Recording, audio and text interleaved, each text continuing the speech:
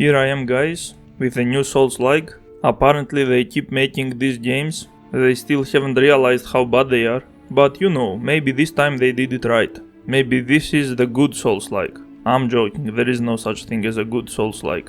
The core combat is fundamentally garbage. The cutscenes are not skippable, and that's already a huge problem. Every time you want to replay this game, you'll have to see the same cutscenes again for no reason. It's just disrespecting the player's time. Not that the Souls fans consider time valuable in any way. Awaken, maskless one. The stage is set. As per usual, we have light attacks, heavy attacks, and a stamina bar that gets exhausted almost instantly. Another tedious game. There is a parry system, besides the classical dodge rolling, and guess what? This time we can actually see the posture of the enemies, kind of like Sekiro. Looks like the Souls-like games are improving slowly and steadily. Maybe in a few decades they might actually learn how to do proper gameplay, with actual action and RPG mechanics. The potion consumption is pretty slow in this one. It feels like it's going to be the kind of game where you rely on the enemy allowing you to use your potions. If the enemies are as aggressive as they are in the other Souls games, then it will be impossible to use the potions inside of combat.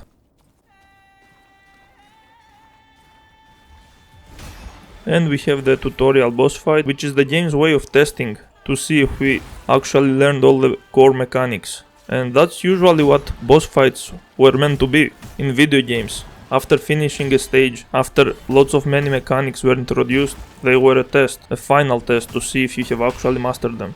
But in Souls games, only the tutorial boss is the one that's testing you. The rest of the bosses are pretty much the exact same thing. There are no more mechanics to learn. Alright, now they are trying to teach us the RPG mechanics. Maybe those will be interesting. So from what I can understand, I can have multiple loadouts, multiple classes or roles like soldier, rogue, acolyte, enchanter and thug, and I can change my class at any point as long as I'm at a checkpoint or bonfire. That's kinda cool, I guess. I guess they learn to respect the player's time a little bit. There is also a skill tree with lots of passive abilities, but they all look pretty basic. Nothing mechanically interesting there, really. And there is a spell system that works by holding one button and opens a shortcut menu with 4 spells assigned to other buttons, like the Kingdom Hearts games or the Souls-like that did it right, like Lords of the Fallen and Code Vein. What actually surprised me though is the leveling system. Besides everything being clear at what it does, whatever stat you are going to level up, it's going to matter a lot. For example, usually in all of the Souls-likes, you always go for health first, because percentage-wise, you get way more health than damage or mana or spells or anything. And you also want to survive to whatever bullshit the game is going to throw at you and punish you with its bullshit. But this time, as you can see, leveling up health will only increase your health by 5%, but leveling up attack power increases your attack power by 10%. So it feels like you have a bigger freedom of choice here. Free to choose classes, lots of passive skills, and your character's parameters to a decent degree. The problem with the magic system is the spells need to be charged, and they charge when you attack enemies. If you rest at a checkpoint, the spell gauge goes back to 0, and you need to recharge it again. Now normally in a game, you would expect to start with fully charged spells. So I'm not sure what the hell they were going for with this kind of spell system. I suppose they consider spells too strong because, as we have seen in all Souls-like, all kinds of range combat is almost game breaking, because the AI is not designed to counter it in any way. So I suppose they are forcing you to play melee and use your ranged attacks occasionally or something, I don't know, it feels weird. Making us jump to a place that looks like death, then make us run through a straight line. I hope the game does open up later on. The enemy attacks are way too impactful, meaning they can stun lock you to death very easily, while your attacks have barely an impact, especially when used at bigger enemies. Looks like it's another tedious game. Very unsatisfying attacks. Of course, all of that was expected. It's a Souls-like after all. Apparently there is no backstab in this game. Not necessarily a bad thing. Better to not have any stealth mechanics than pretending you do.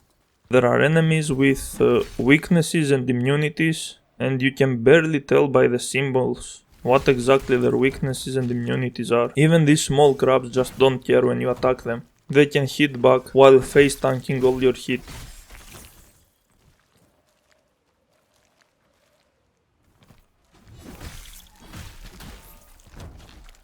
What are these two yapping about? I can't even jump up there? By the way, the coloring is really bad. Everything is the exact same color and it's exhausting to the eyes of the players. Today's a glorious day! Isn't Cleveland wonderful? This guy just killed himself while pretending things are positive. He must have been a Souls fan. Look at this huge bridge, making you walk on a straight line without anything happening. By the way, there is a jump button like Elden Ring, and the jump is actually really high. There are also some stupid puzzles that require some platforming, even though the platforming of this game is atrocious. Many of the places look like you can actually jump to, but for some reason you just can't. What was the point of having such a long jump if it's just going to be deceiving? Where the hell are we going down here?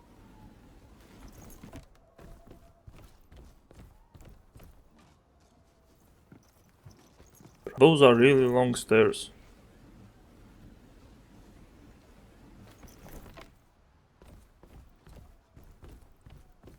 And there is no way down. Holy shit, do you seriously expect me to climb up again? These stairs? You've got to be fucking kidding me. I would rather kill myself. Not in real life, I mean in the video game. So I can spawn at the checkpoint. I don't even mind sacrificing my souls.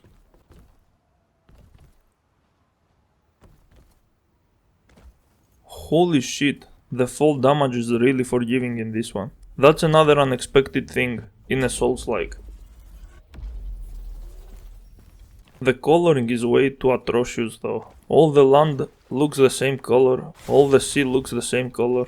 You can barely tell where you are standing. You can barely tell where you can go. I have no clue why I'm dying. I'm just slipping through the rocks to some tiny holes or something. I just can't see that. You know, there is a thing called smart coloring where the colors you put need to be distinct so the players understand what they exactly see. There is a reason back in the day even the shittiest looking games were visually coherent, because graphic design is an art and the graphic designers of this game are clearly terrible. Like, look at this game with pixelated graphics, how clean the visuals are. You can tell everything apart, down to tiny details.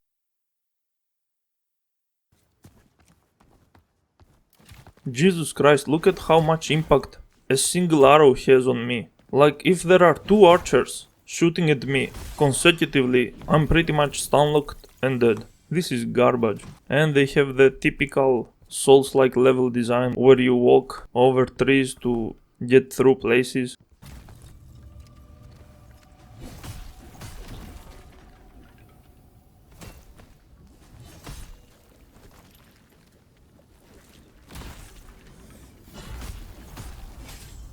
Okay, yeah, the visuals are giving me eye cancer. This is visually unplayable.